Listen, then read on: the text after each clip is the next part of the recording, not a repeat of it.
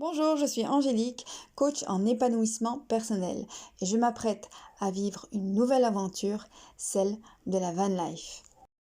Dans l'épisode numéro 1, je t'explique l'achat et l'isolation du van. Dans cet épisode-ci, nous allons construire le lit. Alors nous avons mis un carton pour connaître le gabarit du lit, les découpes à faire. J'avais une vieille armoire qui m'encombrait et qui ne me servait plus à rien. Donc, on s'est servi de cette structure de base pour faire les découpes. Et comme la moitié était déjà faite, ça nous a permis à la fois de récupérer du bois et aussi donc ne pas avoir à faire d'achat et avoir beaucoup moins de travail puisqu'il fallait simplement adapter les découpes aux dimensions du van.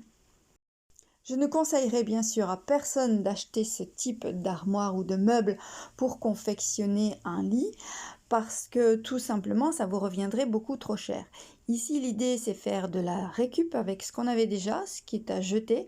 On n'a absolument rien acheté pour le moment pour la construction du lit.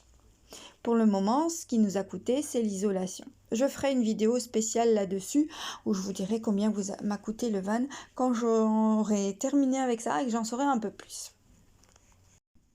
Il a fallu tout de même désassembler pour pouvoir réassembler, consolider, recoller et vraiment faire les découpes sur mesure qui s'adapteront totalement aux formes très spéciales du van. Vous le verrez lors du placement du lit en question.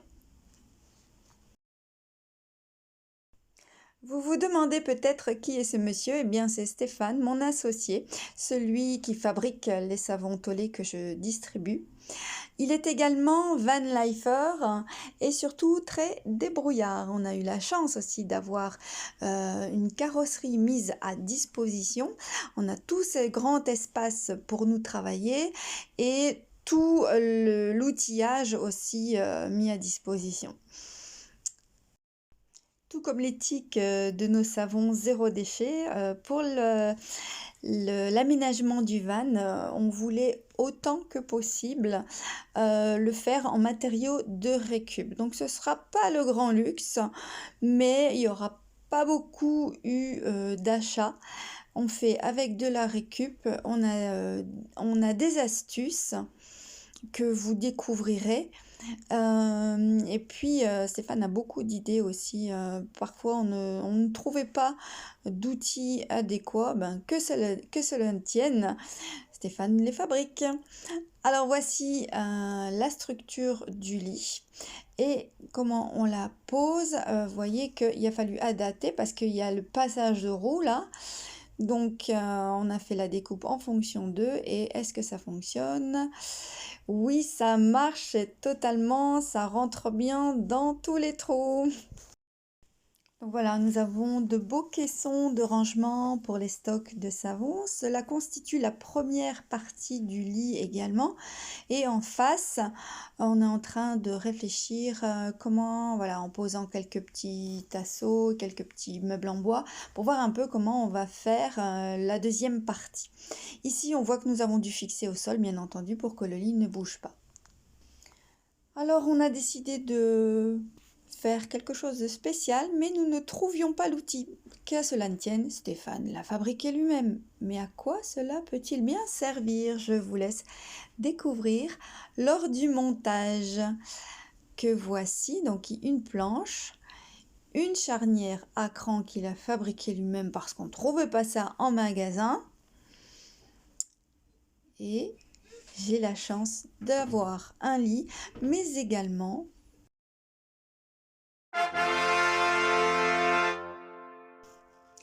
un transat. Vous voyez par vous-même, plusieurs positions. Génial, trop fort. Mais Stéphane, qu'est-ce que tu fais? C'est pas l'heure de dormir. Bon, ok, j'avoue, tu le méritais bien. En attendant, moi, je continue à travailler. Donc, je vous le disais, on récupère. C'est ça, c'est l'ancien lit qui n'était vraiment pas pratique. Donc, je désosse tout, on va dire ça comme ça, pour récupérer les planches et faire le nouveau sommier. Donc, toujours de la récup. Eh, c'est pas astucieux ça, zéro déchet. On doit meuler un peu, voilà. Arrondir les angles. Voyons à l'intérieur qu'est-ce que ça donne, la nouvelle structure en face de l'autre lit. Voilà, elle est un peu plus étroite et ça va permettre entre les deux de pouvoir déposer des planches qui constitueront un lit complet lorsque l'on veut dormir le soir. Alors ça commence à prendre forme, on habille, on met des planches par-dessus qui seront des couvercles, mais également la base du, du lit. Ici, c'est encore une étagère que je récupère pour faire les lattes du sommier. Encore une belle astuce. Et voici le sommier. Donc ça fait une belle superficie. Entre les deux roues, on a 120, sinon on a 150 quand même en largeur. Et on a un lit de 1,80 m. Donc 1,80 m sur 120, 150 si on ne compte pas les roues, qui sont peu gênantes hein, si on y met les pieds tout simplement. Donc maintenant on relie tous ces planches avec une ficelle, comme ça on pourra rouler toute la structure. Et vous verrez aussi que nous avons un rangement astucieux pour que ça ne gêne pas quand c'est en mode journée.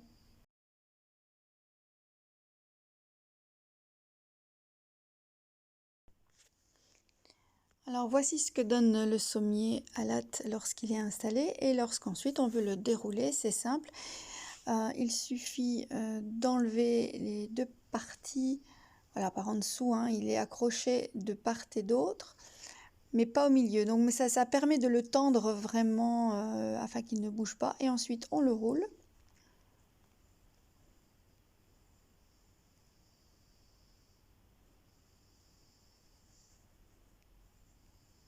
Et on a un petit endroit prévu pour le ranger. Là, au passage de roue, c'est du tout juste, c'est parfait. Et voilà. Alors maintenant, on attaque les finitions, le ponçage qui va permettre de peindre. Alors on a aussi la chance donc d'avoir une cabine de peinture à disposition. Donc tous les meubles sont à présent terminés, poncés, sont donc disposés pour la peinture. Donc on a choisi de faire les meubles en noir, qui était la couleur d'origine de la bibliothèque que nous avons récupéré pour faire ces meubles. L'avantage vraiment avec cette cabine de peinture de professionnel, c'est qu'il ne faut pas attendre de temps de séchage. La cabine ensuite sèche la peinture, toute la structure. Ça prend vraiment, je sais pas moi, une demi-heure, 1 heure. Même pour poser la peinture, c'est super rapide, quoi. Dans la prochaine vidéo sur le thème de la van life, vous découvrirez comment nous avons habillé à l'intérieur le van avec des couleurs assez girly girly. Pense à t'abonner pour connaître la suite des événements, à liker et à partager pour faire vivre cette communauté et partager tous les trucs et astuces de la van life mais également du développement personnel. À bientôt!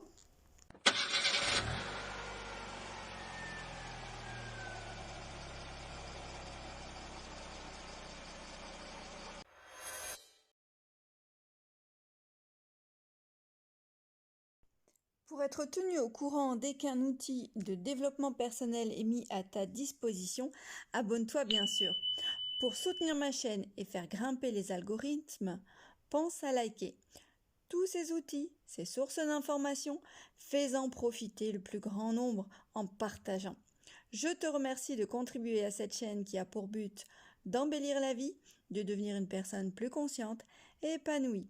Bien entendu, ces podcasts ne se substituent pas à une véritable séance de développement personnel individuel et surtout personnalisé. À très bientôt et coachement vôtre!